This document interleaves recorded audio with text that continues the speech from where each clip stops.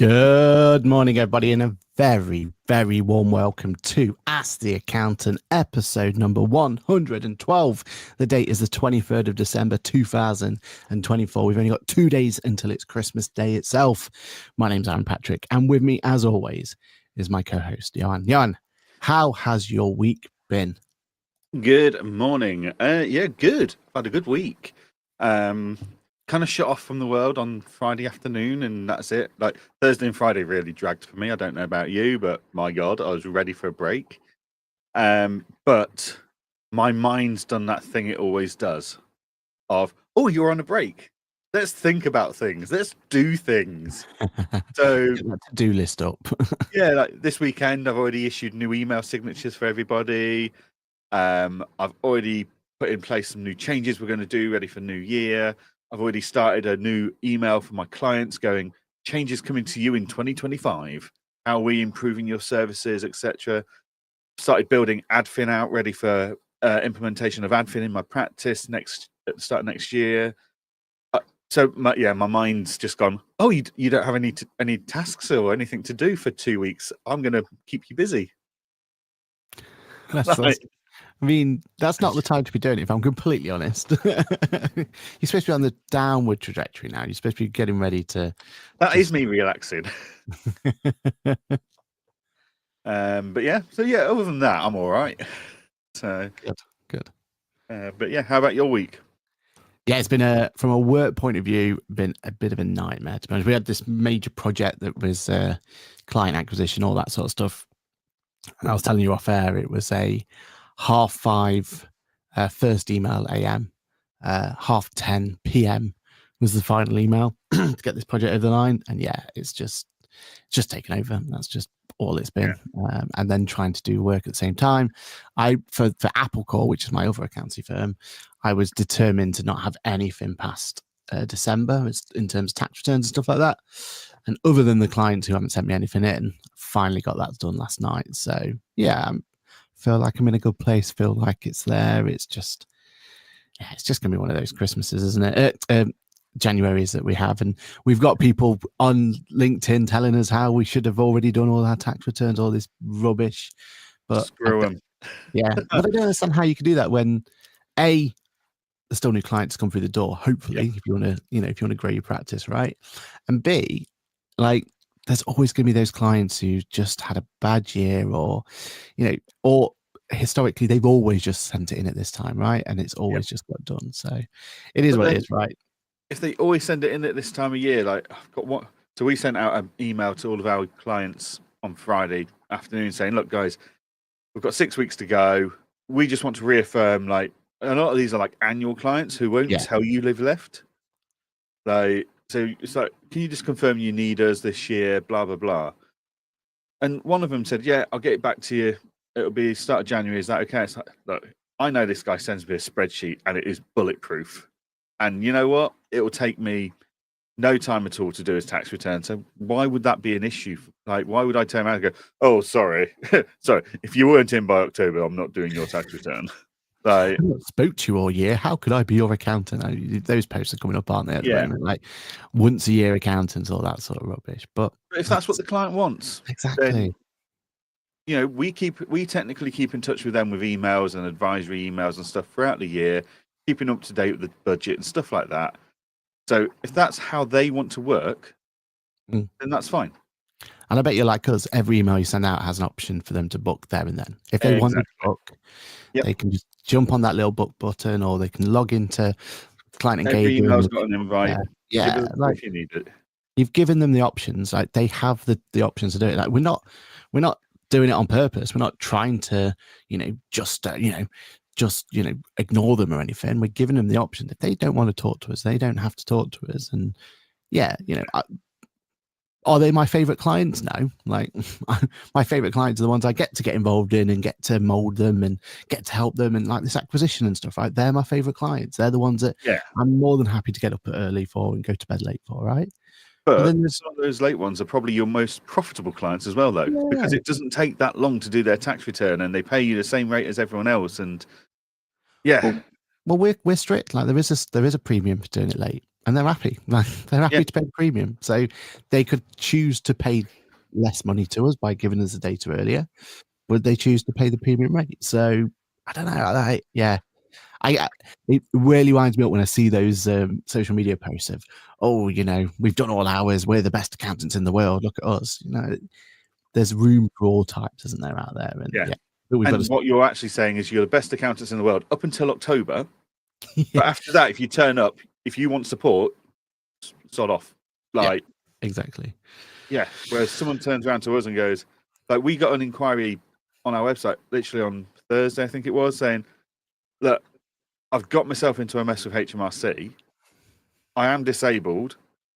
I'm struggling. Apparently I need to do tax returns for some reason. I didn't realise. I've now got letters and fines. Can you help me? And I jumped on a call with them and yeah, easy, no problems at all. 3 accountants had refused to support them because it was too late in the year. And it's like, he just said, I just didn't know where to turn. Surely accountants are here to help me with this. And like, right, if we're going to turn work away, then fine. But there's a element of being supportive to those that are just genuinely like stuck. Mm. Exactly. It's almost our duty to care, right? Like, yeah, sometimes we forget that.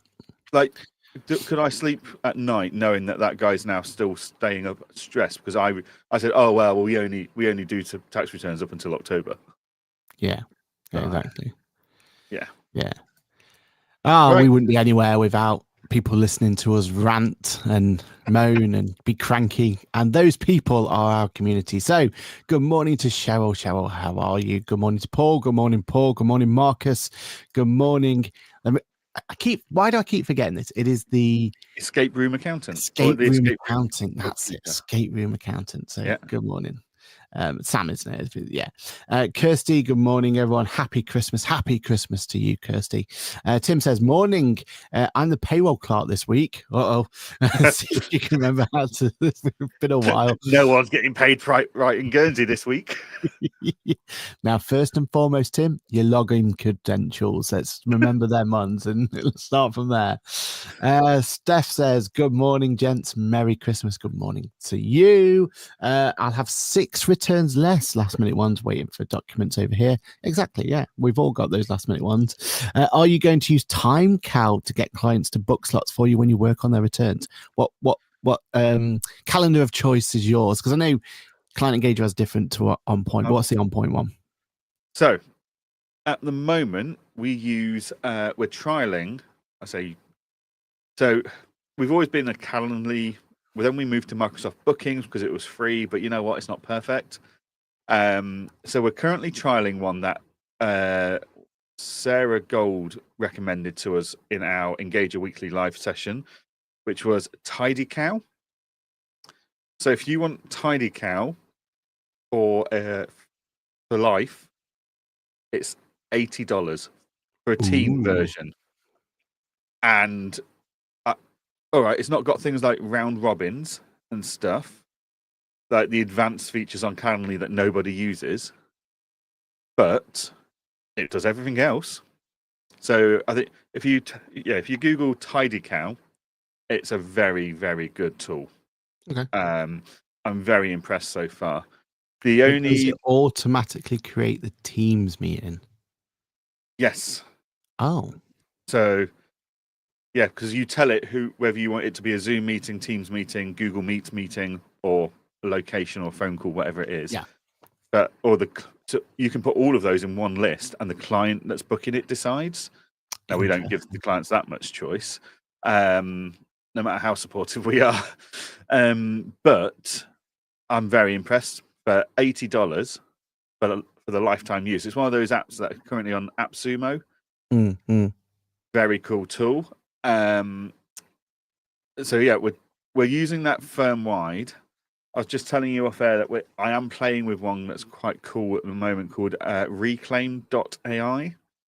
So Reclaim is like an AI powered calendar that helps with tasks, helps habits, planning. So like I want to make sure I take a lunch break, I want an afternoon walk, blah blah blah. That it prioritizes all that based on priority levels, and as meetings come in, it readjusts your your diary for you automatically. Yeah.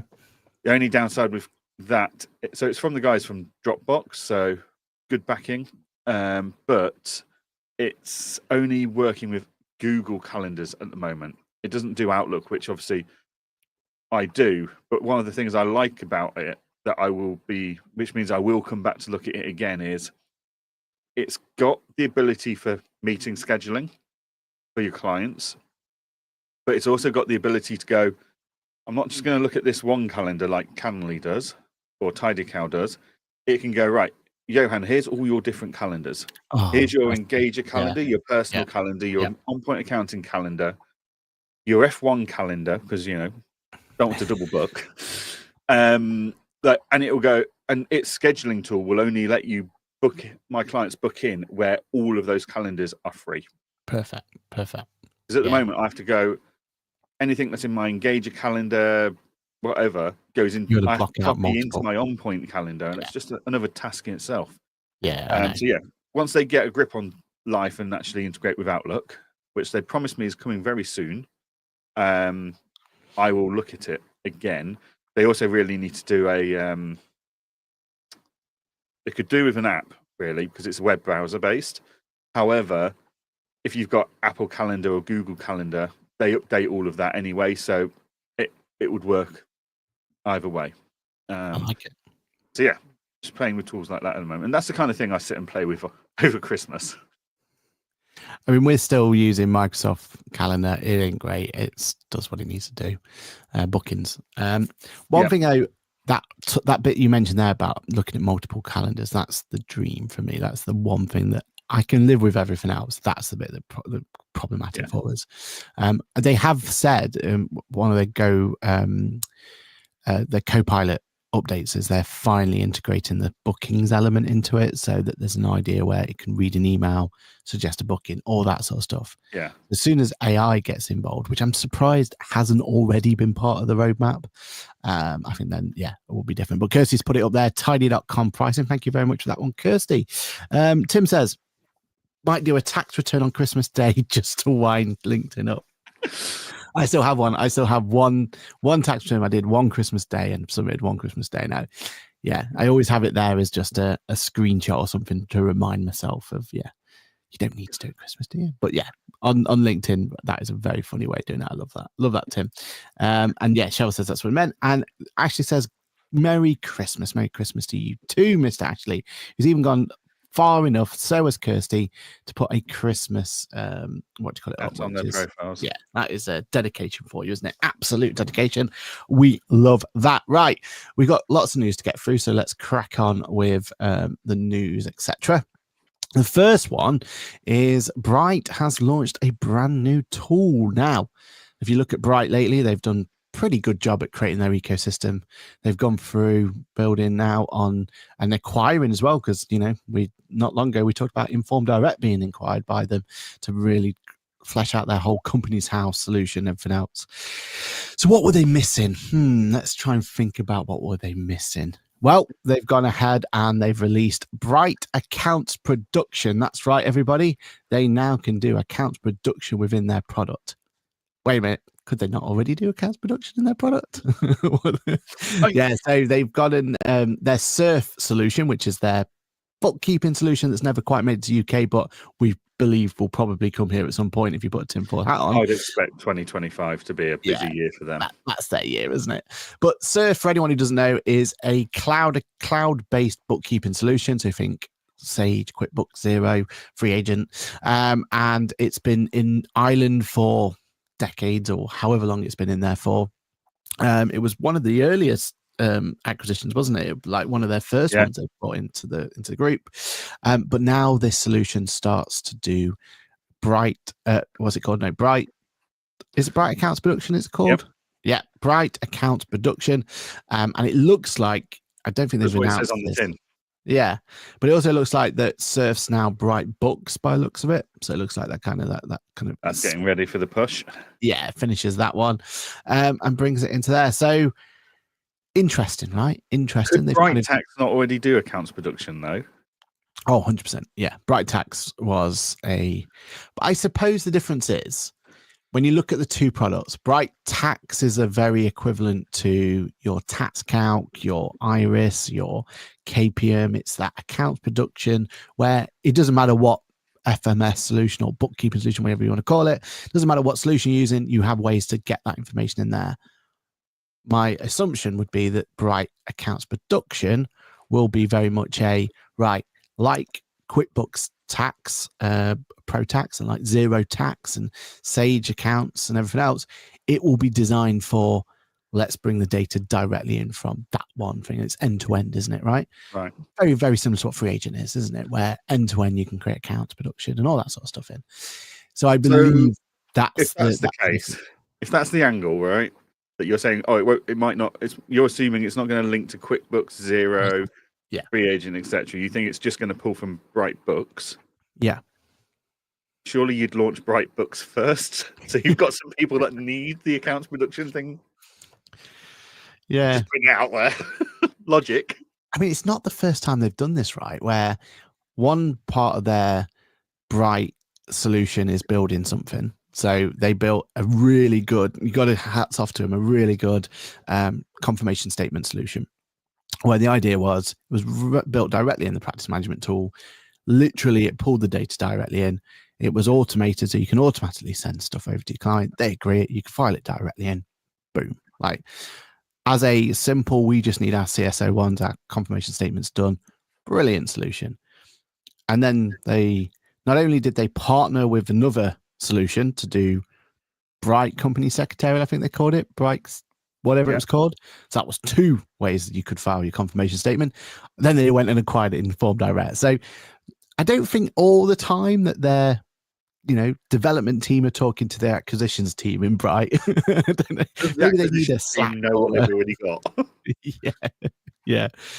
So it's not the first time that they've kind of overlapped in their acquisition versus development thing. But yeah, I mean, choice is good, is it? I mean, the only person we would really be able to ask there is Clive. I think Clive's, he's not in the chat today, but he probably, I know he's used Surf before, so they probably have a feeling of what it would be like.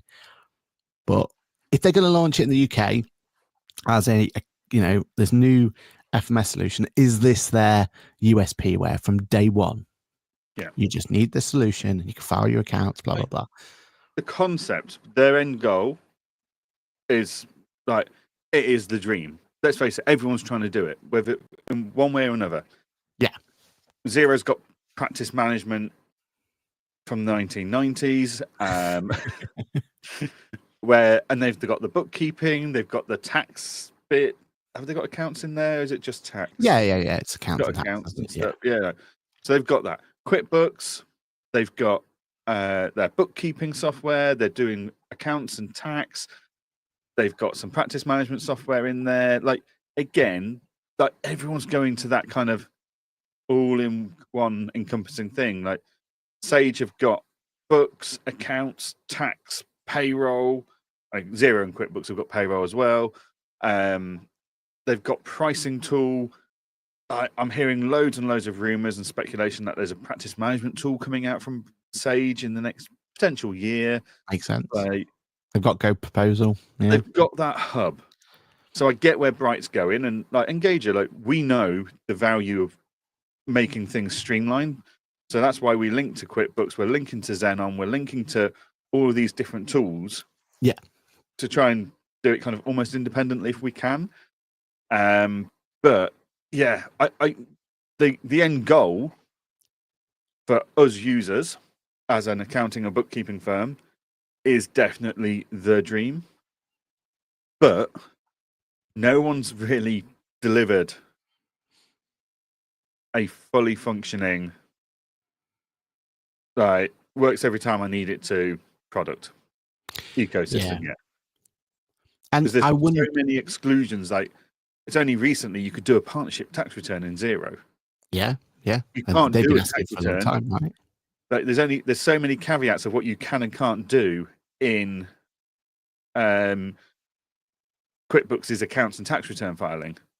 Like, there's not if you want a solution that does all of it, you need to go to KPM, Tax Calc, tax file. Well, no, tax filer before, and like there's so the big boys that are trying to do all of this all in one place. The idea, 100% love it. The execution, I've yet to see anyone nail it. No. And I think it's because people are realizing just how big an undertaking it is, right? Like you mentioned tax calc, fair enough, but you can't do the books in there, right? You can't do the bookkeeping there. Yeah. Just the accounts. The only two now I believe that you could do end to end is KPM and Nomi, and both of them love KPM, great product. I wouldn't touch the bookkeeping software with a barge pole, right? Like, because that's not their specialism. Their specialism not an efficient tool to use. Yeah, like, it's. Does it get to the end result? Yes. Is it an efficient way? Client's going to have a good experience more than anything, isn't it? Yeah, and they're not at the moment. And I know KPM's brought out off KPM 365, and there's all these other products, and I imagine Nomi's got another. It's that master of none. It's that scenario, isn't it? Like, and my only thing I can think of with Bright where they could really disrupt the market is the only thing that the rest of them are scared to do, which is provide that accounts production software to the end user. So if they were to come in and say, look, here's your FMS solution or bookkeeping, whatever you want to call it, and also it comes with accounts production, for some clients out there, that'll be dreamland, right? Like they have this one solution, they can file their VAT returns, file their tax returns, get everything all done under one. Because even free agent won't let the end user, that's right, isn't it? Won't let them use it, right? Even though their tool is perfect for that. Like it's got all those little bits to stop people from posting to the wrong place and all that, right? So if that, and we don't know, this is all tinfoil hat, but if that's what they're aiming for, as being a bit of a disruptor, a bit of a USP, I could see that working, because I can see that being a huge way. But with Bright, they're not really bothered about the end user, are they? Their whole ecosystem is built around supporting accountants, so it almost be counterproductive to that, right? So I don't know. I'm struggling to really see where this solution, this Bright accounts production solution, offers over the rest of them.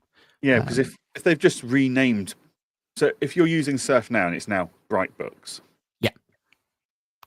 if they've literally cut the accounts production feature out of that product, as a Surf/Bright Books user, I'm going to be pissed off because I've lost a ton of value from my product I was using. I now need to pay for another product to do my accounts production. There's no reference about taxes in that accounts production in the information we've seen so far. So then I've got to pay for Bright Tax. But Bright Tax has already got accounts production, so why do I need accounts production separate? Yeah. I mean, I think what they need is to put the whole team in one room, right? Huge whiteboard and some marker pens, maybe even some post-it notes, because we all love a post-it note. And they can map it all out. Like, map out the journey and realise, oh shit, we've got quite a lot of duplication here now. We've made more work for ourselves here. The only thing I could say, we don't know if Bright accounts production does tax as well. I've not seen any reference to it. No, but you've got to hope so. Like, let's put it this way: our expectation is, even though it's not saying it, it should do, right? Like, that's our expectation. But then, what's the point in Bright Tax anymore? Agreed, but I do feel like one of the things with Bright Tax is they made it so it was a duplication of what that BTC software used to be back in the day, like the older solution they bought out, right? I don't know how well that's transitioning to, the modern accountant who wants to quickly. BTC is a good product, don't get me wrong, but you have to be like, there is a particular workflow you have to flow through. You've got to be a BTC user to understand it fully and to really get the most out of it. And for those people who are BTC users and now Bright Tax users, I think they're really happy because they've got a one-to-one solution that's now in the cloud. Probably what Bright Pay wanted to do, right? They wanted to make that Bright Pay solution that everyone loved on the desktop in the cloud, and they've kind of done that. But the problem is that's never going to bring new people in, because there's too many barriers for people who are already doing it in a cloud way. They've already kind of got that's was my frustration when I first looked at it. I was like, look, I get what you're trying to do here, but I can't move to this workflow because it's completely alien to what I've been doing, because I'm used to my software connecting to one another, like QuickBooks talking to that one and pushing the stuff into it, my work papers being here. So I feel like that's where they're missing. So maybe this Bright accounts production is a going right, well, here's our modern take on accounts production. You've still got a really powerful solution over here that's gonna probably be overkill for most accountants, but that's the solution over here. Working papers to bring into this. Yeah, they have my yeah. And where does that, because that sits better in the Bright tax area, definitely, because that is a proper surely it needs to go into.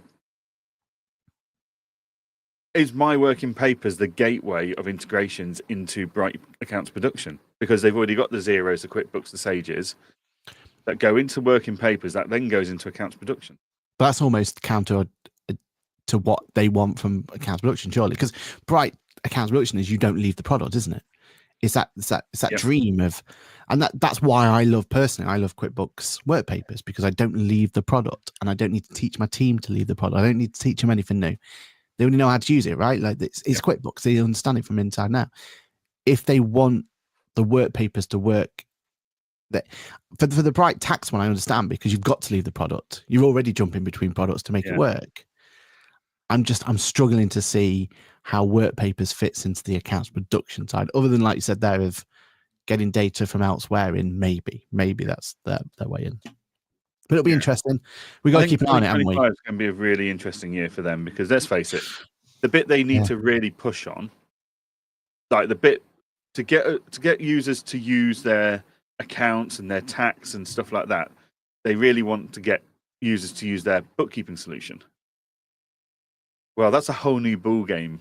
Going up against QuickBooks, Xero, Sage, and Free Agent as your competitors is very different to going up against barely anybody in the payroll market, going up against a limited range of choices in accounts and tax returns. Like they had market dominance for practice management for a while. You probably argue they still do have, but there's a lot of new players in this space challenging them now. Yeah. So this is going to be the hardest fight for their sales and their support team to justify the move from QuickBooks and Xero and Sage and Free Agent to Books. But once you've got them in the Books solution, actually the rest is probably quite an easy sell. Yeah.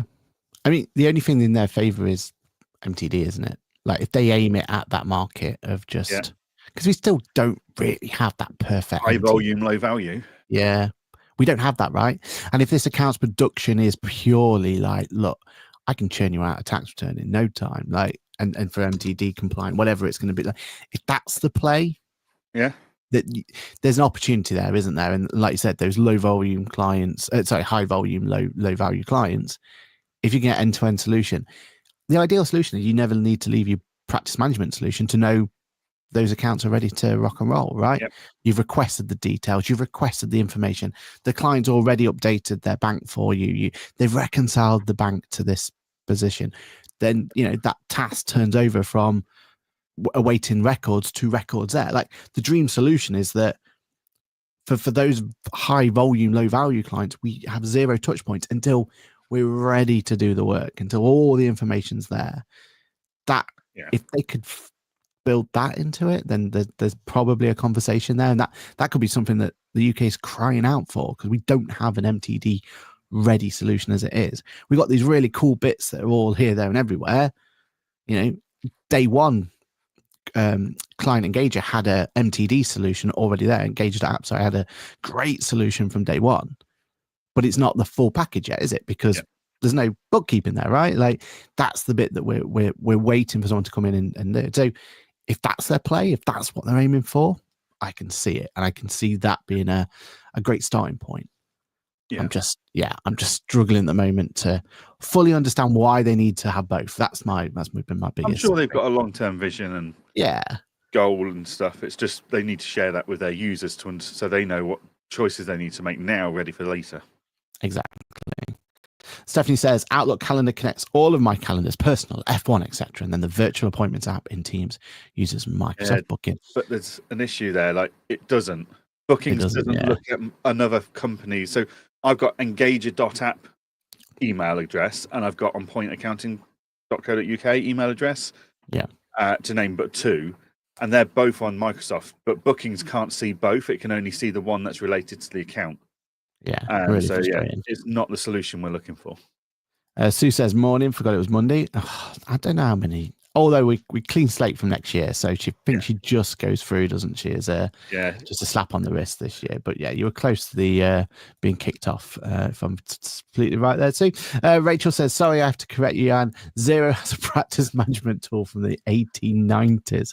That's a view from one of our users. One of our comment. Yeah. Paul says, and then you have a client that don't fit into one of those solutions. Exactly. Sue says, all-in-one play system from Sage. What's the price? If going on the pass, it would be a future per user as usual. Yeah, they would definitely, I would imagine, go down that route for that one. And Dave says, good morning all, a little late today. And if you haven't watched it, go and make sure you watch Dave's we have Pit Stop Podcast episode going from there. Cool. All right, nice one. So that was our little talk about Bright's new product launch. That was deep from Monday before Christmas. It was. It was nice to have a little product to talk about, right? Yeah. Thank you, Bright, for brightening up our day. See what I did there? Hey, we've had that one before, I'm sure. All right, let's talk about some controversy that happened in the world of social media. Because, I mean, look, we all like a bit of drama from time to time, don't we? Let me put the context together for you. I'm calling this section hashtag AI. When should you use hashtag AI and when is it acceptable or not? Little bit of a update for you in what happened, or a background into what happened. I was happily posting on LinkedIn in between my hectic week. Saw a really impactful post for me, so I wanted to make sure I put my best foot forward. And I went to put a post on there, used Grammarly to correct that post accordingly, and posted it and went on my merrily way. Then I got quote unquote caught out, and I got a post or a reply to that post saying, is this AI? ? So suddenly the alarm bells start ringing. Suddenly you start, I mean, for me, myself, I was panicking here. I was like, oh God, what did I say? Did I have I missed something? I've misquoted, or, what's happened here? But it was mainly because in their view, and no problem with the person who's posted it or anything like that, but their view was that it didn't feel like it was my tone of voice, my normal kind of, probably the fact that it was spelled correctly was the problem, right? Like there wasn't any spelling mistakes and grammar issues, right? And it went through from there. So my question to the world and to anyone, especially people in the chat box at the moment and people who's listening, is when should we use hashtag AI? Or should we be using hashtag AI? And when's it acceptable and when's it not? Now, for me to just defend myself a little bit on this one, this was context-wise, this was a post from a brand that I have a lot of respect for and from a person I have a lot of respect for on a topic that I'm a what's the phrase, expert matter on, right?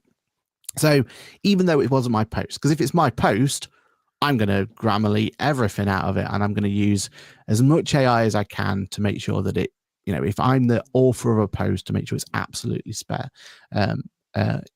spelt correctly, grammared correctly, everything's all into play. For this one, even though it wasn't my post, I still wanted to put my best foot forward for it because of the subject matter and the person and everything else. So yeah, I used, and I've even screenshotted how I did it. I wrote the post out, used autocorrect in terms of spelling and grammar, and use the magic pencil to rephrase it slightly as well, and press post. So it was hands up. It was AI. AI was involved in there. But at what point did I cross the line from these are my words and this is how I want to say and this is what I want to talk about to I've crossed the line to I've used AI to generate some content for me. Johann, what do you want us to talk about first, or should we just go in what we got? So let's. If you went to ChatGPT and said, create a response to this post, fine, that's AI. Yeah. As someone that's dyslexic, I use Grammarly, I use spell checker, whatever, and I also know that because I'm dyslexic, I'm very efficient with the way I type. Because the less words I use, the less chance of spelling mistakes, right? And the less time I have to spend writing, which I don't like doing. And to the point that I always got told off at school, like, oh, answer this question in 500 words. I'd answer it in like 200. And the teacher, well, I told you to write in 500 words. It's like, yeah, but have I given you the right answer? Yes. Then what's the problem? Why are we so obsessed with quantifying in word count at school? But because of that, I know my posts and my responses, especially in like the Facebook group that we have for Engager, can be quite short and direct. Yeah. So I do try and run it through Grammarly to rephrase it. So yes, right? That's AI, but I'm using a tool to compensate for a lack of skill that I have myself. So, yeah, I don't think we should be having to declare that, oh, I've used spell checker for this. Like you don't submit an essay at school and you cite all your references that use Microsoft Word spell checker. So otherwise it'll be riddled with spelling errors. We've never had to declare using spell checker at an education level. It's always been an enhancement of to help you in your ability. And I agree with that. But as if I'm going to be devil's advocate here and try and put the hat on of the person who accused me, and again, the person in this context, I know the person who put that there. He has no beef. There's no issue. But is that person or that response or anyone who's responding with, who's just AI generate, is this more of a quote unquote performance enhancing? Is that what they're attacking? Like they've not. Oh wow, confetti comes down for that one. But is that what it is? Is it this? It's not a level playing field. Like they had a skill up from you and me, right? Because I'm dyslexic, well, right? They had a skill up pre-Grammarly, pre-everything else. They could win these, social posts, and they could put the first one up and everything else because people weren't able to do that because they were being held back by their own skill set and everything else. Is that their role? Is that fair for them to almost? They feel like now it's unfair. Yeah,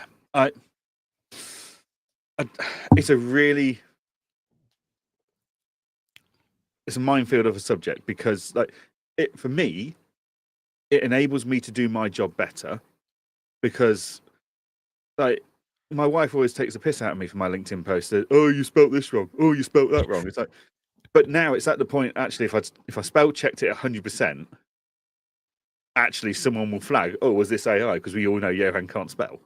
Like, it's part of my personality that I can't spell, and that's fine. I've got no issue with that, and I've no issue with people picking up, oh, you spelt that wrong. It's like, that's fine. It's not the end of the world. Did you understand what I meant? Yes. Right. Where's the problem? But yeah, is it a performance enhancement? Technically, yes, but at the same time, it's a performance, and that's like saying, oh well, I've only got Reebok trainers, so everyone's got to run in Reebok. No one can run in Nike because they're performance enhancement. Yeah, that's technically what we're arguing here. It's like, well, actually, Grammarly is available free to do the spell checking and stuff to everyone in the UK, everyone in the world that's got internet. Yep. It's like this whole hashtag ad malarkey. Yeah. Yes. 5 years ago, someone brought me dinner from that company. So now technically I've got to declare it as a hashtag ad that I've had an opinion piece on it 5 years later. We're getting a little sensitive about it, aren't we? I mean, I'm wearing this a little bit ridiculous hat, right? Should I have hashtag had all over this? Or hashtag gifted? Have we been hashtag sponsored? No. Yeah. Right. Product placement. Come on, how much are you paying you to wear that? Not enough because it's 0. I like, again, like in this particular bit, and the frustration thing is, right, it's completely taken away from that original post and that thing, because as soon as that was this AI, all credibility is out the window on that. Yep. Even though what I said was my own words, what I said was me, what I, and I'll die on that sword of what that comment was, right? But because I used AI to clean that post up, to make it as professional as I possibly could, so I could put my best foot forward. Yep. Spelling, I've grammar. now lost. Yeah, I've lost all credibility there. And if anything, I've tainted that whole post. And again, for content, for me, that one particular post was someone I really respected who posted it in the first place about a subject I really, passionate about. Like, I want that post to do well. And now that post won't do well, or at least has been hampered by the fact that, was this AI generated, was posted there. Let's quickly just go into what the community says. So Susan says, is autocorrect not AI? That's the question, isn't it? Right. Autocorrect's been around since the 1990s. So yeah. But we've just rebranded it now as AI because that's what the marketing boffins know is the hot topic. Yeah. In my opinion, some people should be actively using AI on their posts. Yeah. To make it readable and yeah. All acceptable, says Susan. Happy Christmas, lads. Enjoy the break, Clive. Oh, Clive, you've missed the whole talk about surf. You might want to listen back and give us your opinions. It was AI assisted, not AI generated. So do we have a hashtag for? Oh my God. AI assisted, hashtag AI. Oh my God. And then, as Stephanie says, how many hashtags do we meant to include now? Well, what is the actual limit on things like LinkedIn in terms of? God knows. Yeah, because I think we could just have that limit just purely for hashtags if we're not careful, right? You know what? I'm almost tempted to say, look, and this sound, grow up. Like, if you don't like the content someone posts, remove them from LinkedIn. Stop having them there just to offend you so you can argue about it and get your own traction. If you don't like the content someone posts, like I've seen people that post guaranteed AI generated crap. Like I've just removed them from my followers. I've seen people that are guaranteed, I can guarantee if you just clicked AI generated response, like LinkedIn has it built in now to generate a response for you. So, and people that do it every single time, I've just blocked them from being able to comment on my stuff because it makes my stuff look terrible and it annoys me. Instead of challenging everybody, like just remove them. Get over it. Yeah. This is where our followers dip. Yeah, this is where everyone just gets buff. It's just me and you following each other. Go forward. Oh, we don't need to be here at 8:30 every Monday morning. There's a difference between AI created and AI enhanced. Oh, and with AI enhanced now, not assisted. This is where it gets tricky, right, Paul?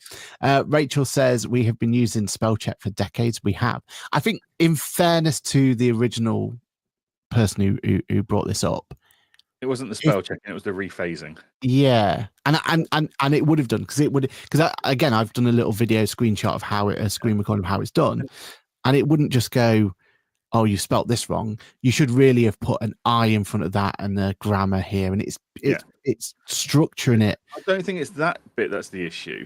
Yeah, I think it's the rephasing, so it doesn't sound like you anymore. That's the issue. So that's my biggest issue with Copilot. Any AI tool I try and use on my emails, it doesn't have my tone of voice. No. And that's where sometimes the good thing. Sometimes you want a different tone, right? Yeah.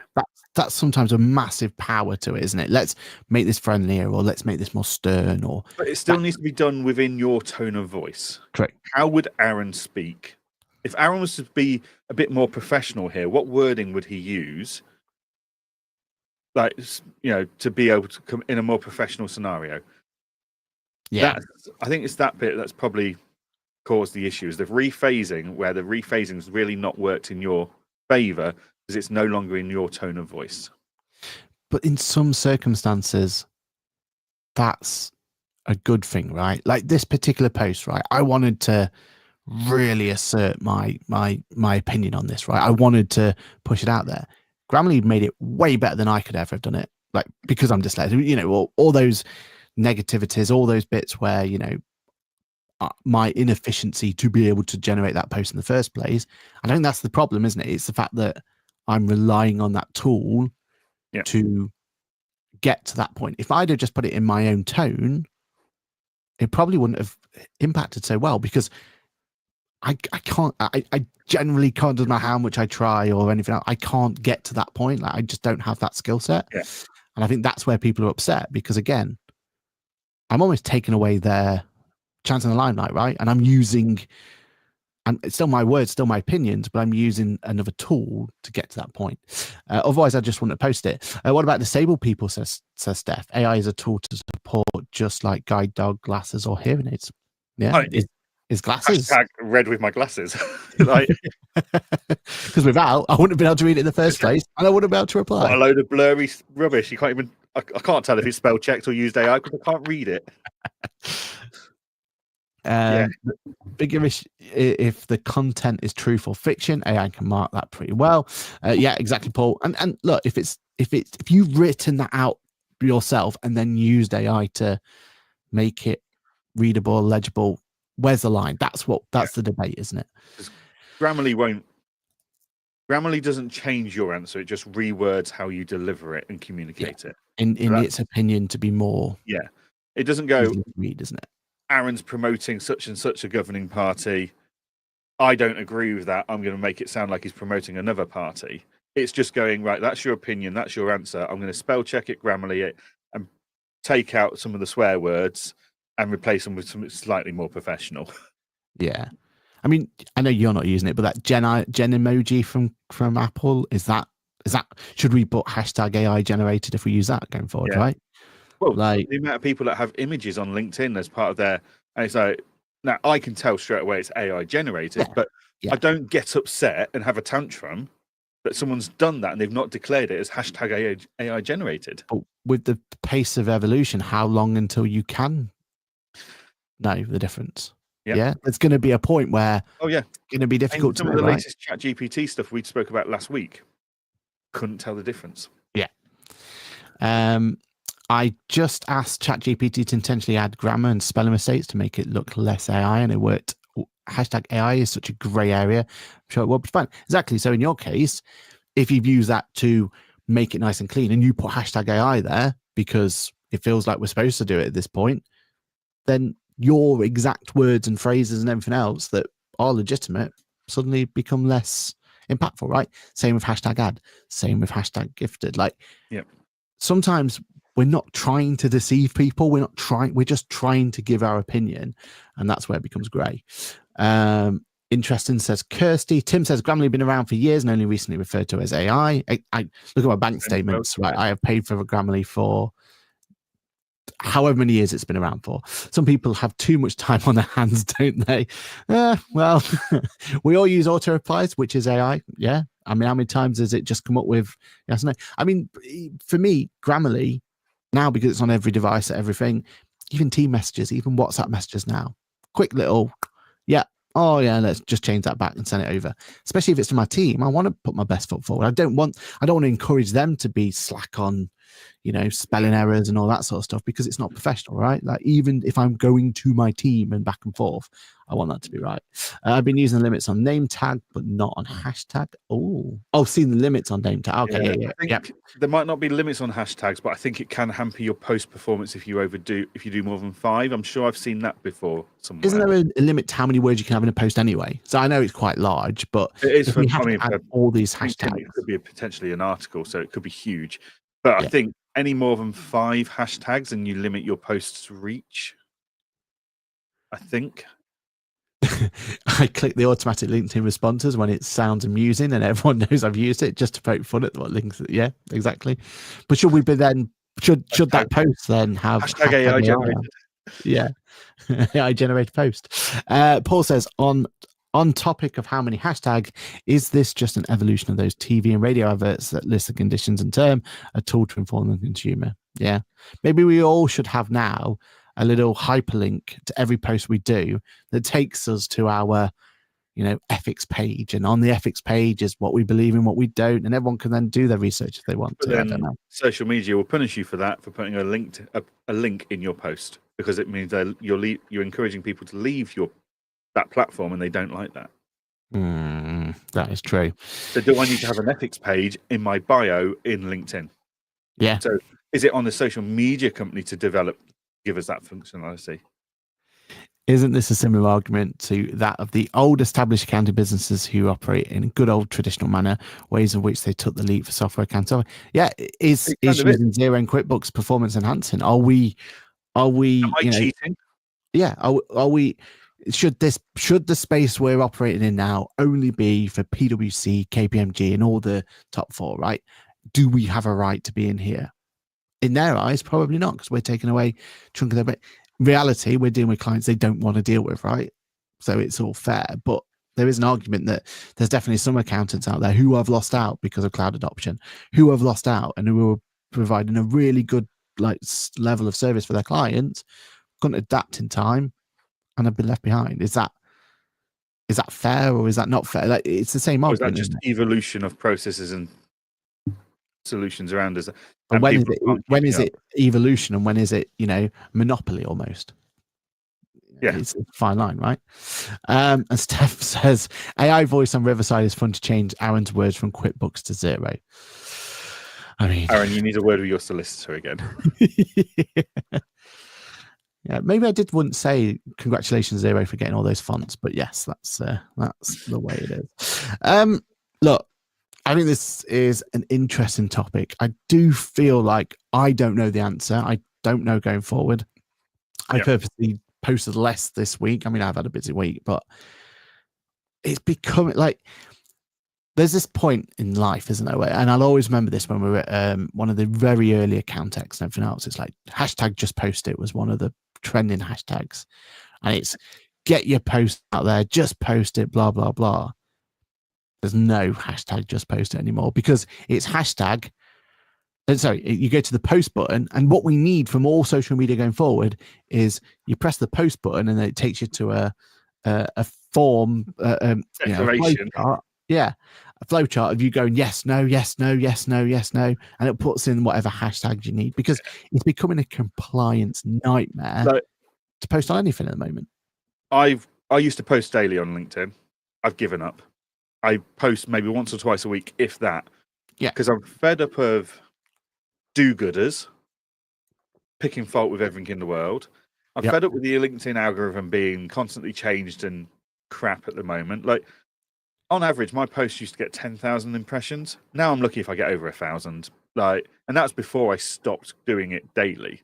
Yeah. It's just like, where's the incentive? Where's the reward here? Like, nah, packing it in.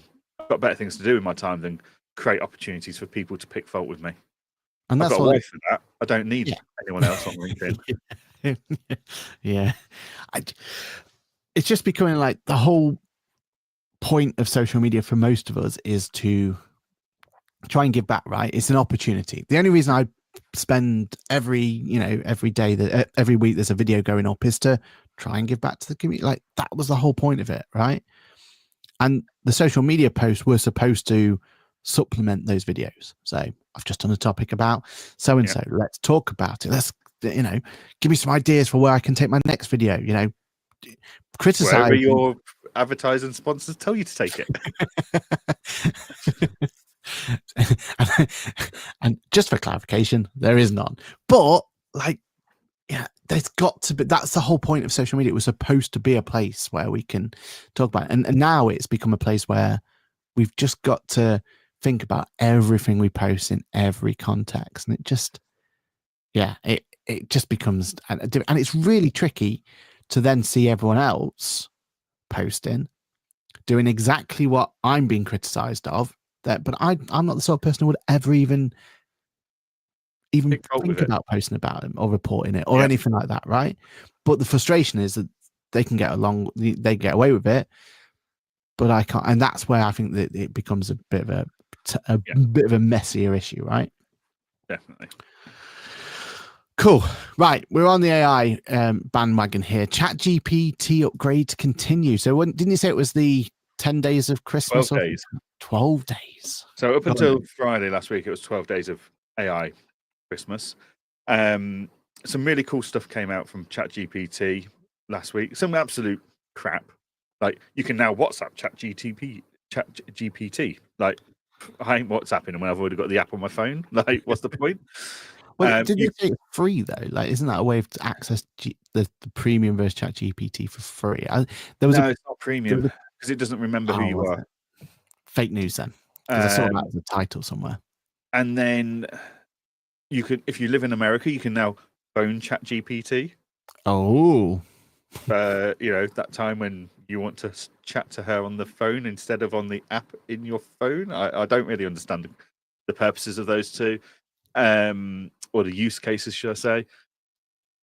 But the app itself, the desktop app and the mobile phone app have had huge advancements. So they can now see your screen if you ask them to. They've got a huge upgrade to their ability for you to upload spreadsheets bigger than ever before and stuff, for it to analyze it and answer questions based on it. And it's also now got the ability to link to certain apps on your devices. So like Apple Notes, it will link to that and use that for context and stuff. So yeah, lots of very cool things have come out, and I will be playing with them over the next 2 weeks to see what they can do. Fair play. Yeah, I think the biggest challenge for ChatGPT, what they really need is their own ecosystem of hardware. That's the problem, isn't it? Yeah. Apple and Chrome aren't going to let them into the hardware to the level that they need to be truly incredible.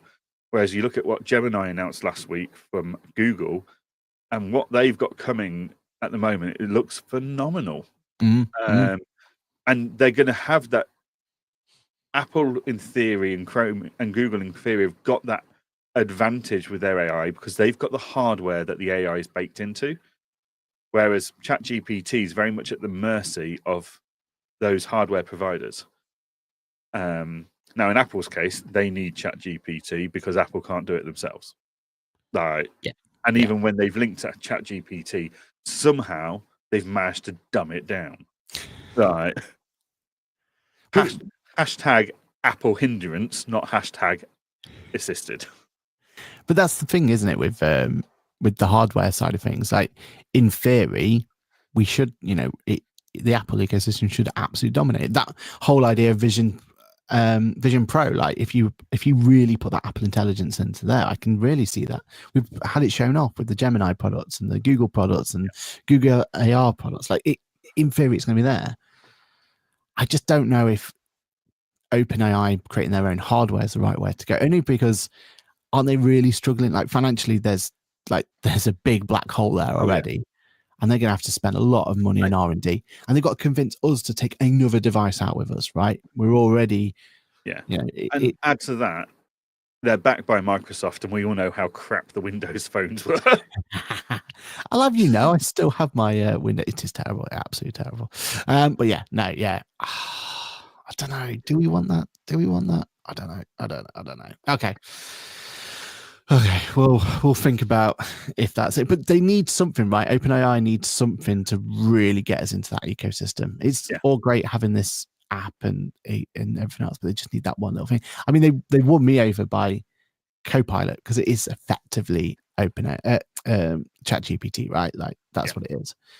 So they are getting me in those sort of bits, but it's struggling to go through from there. And that's it. That is 9:30. We're gonna make sure we finish early because obviously we've got Christmas. Just so everyone's aware, I have another podcast coming out today for QuickBooks Labs. So come and join me there when we do our end of year tier system coming through. What about you, Jan? Anything you want to promote, push? I would say get a copy of the pricing guide for your Christmas basket, but it's too late now. There's no time. No. Is it? You can't get it in time. It won't get delivered in time. I think you'd have had to order it on Saturday for it to arrive in time for Christmas. What if, though, they put a note in saying there's going to be a signed version. What's the turnaround for them to get it to you, to get it signed, to come back down again? And weeks. And that's because I keep forgetting to take things to the post office.